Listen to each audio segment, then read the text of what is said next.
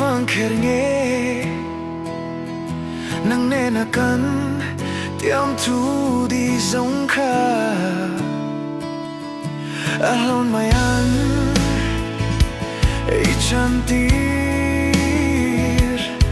ariang katan ril ka hai luai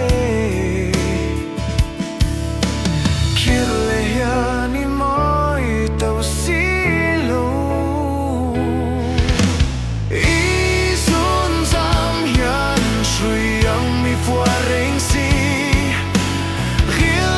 reng I har ta khua sei luai ka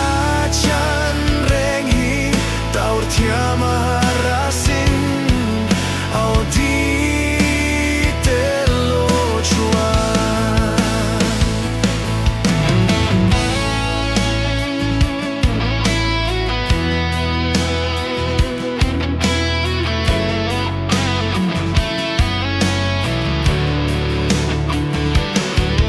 boy te a chuai ta mau nang ne na kan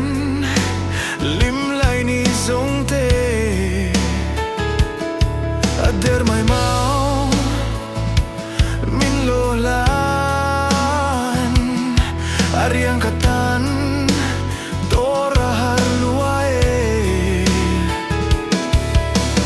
kirle yani mau I tau silo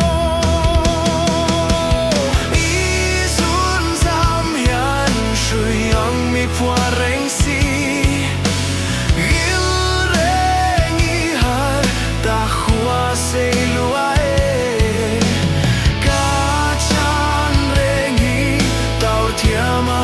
rasin au di te lo chuan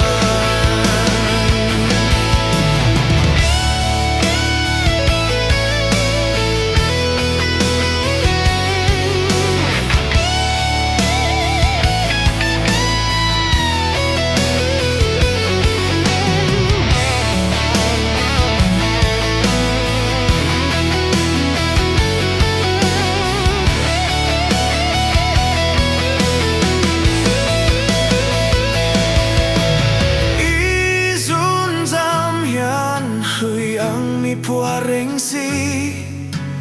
hil